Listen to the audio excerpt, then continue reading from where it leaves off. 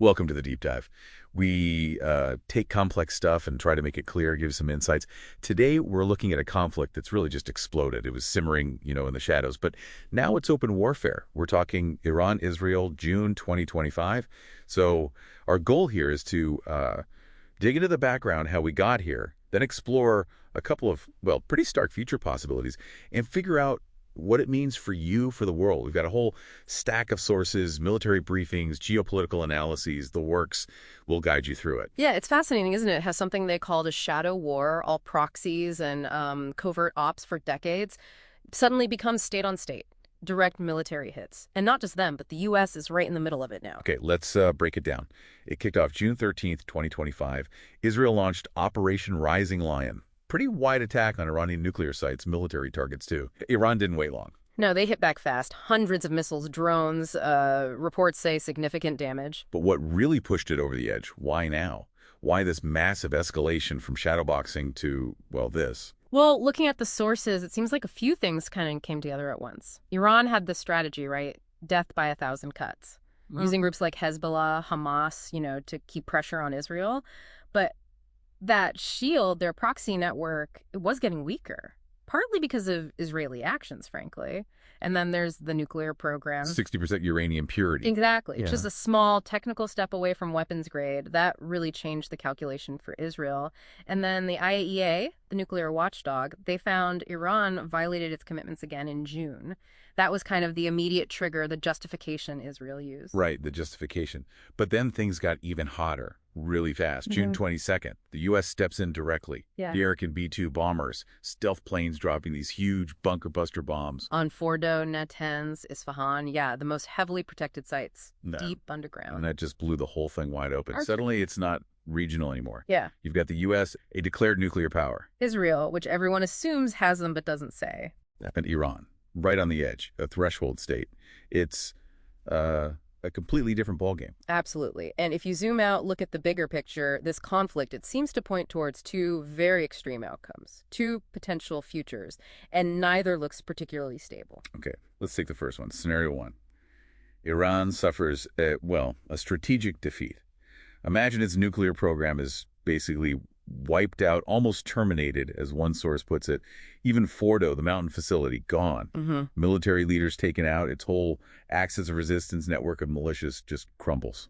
Seems like a win for Israel and the U.S., right? On the surface, maybe. A tactical win, sure. But there's a really dangerous paradox here that the analysis points to. If the regime in Tehran survives this, they might just think, okay, treaties failed, open programs fail, the only way is a secret crash program for the bomb. Real security means having the weapon no matter what. Ah, okay, so it could backfire. Hugely. Or, if the regime doesn't survive, if it collapses, think about the chaos.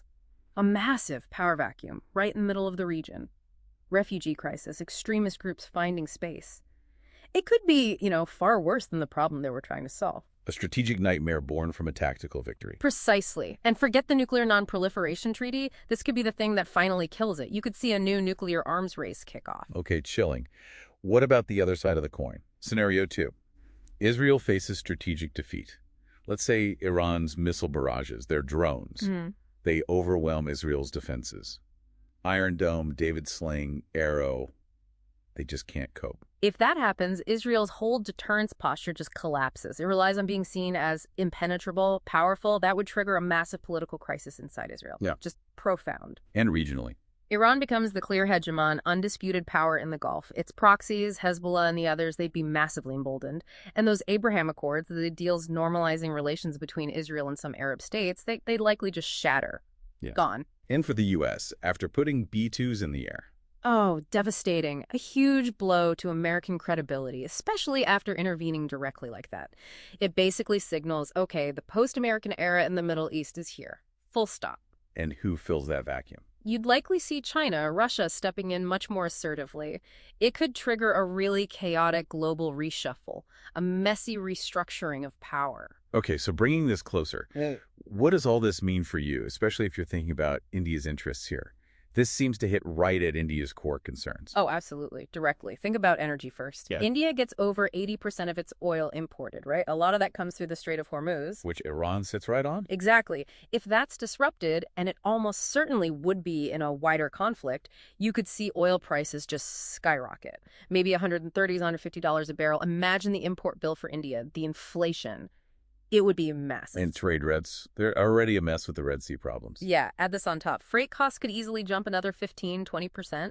More delays, more costs for everything. Plus, India has these big connectivity projects, right? Strategic bets. Like Chabahar Port in Iran, India's big gateway to Afghanistan, Central Asia. Huge investment. That could just be lost. Strategic access gone. Potentially, yes. And then there's IMS, the India, Middle East, Europe Economic Corridor, the big plan to counter China's Belt and Road.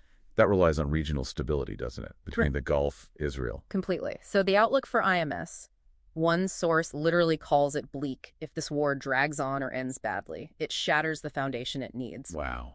And there's the human element, too. Huge. Nearly 9 million Indians live and work in the Gulf region. Their safety, their jobs are suddenly at risk. And think about the remittances they send back home.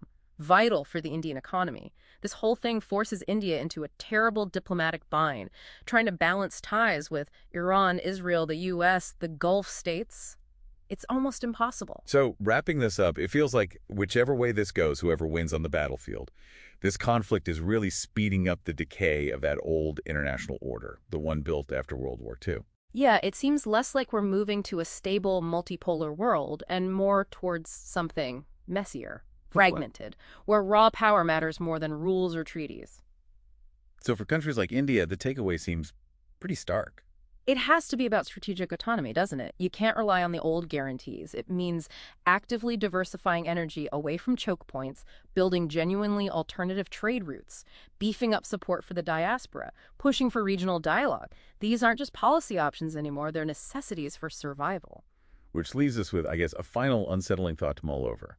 In a world where major powers now seem willing to take out nuclear programs by force, where treaties offer so little protection, what does real security even look like anymore? For any nation, something to think about until our next deep dive.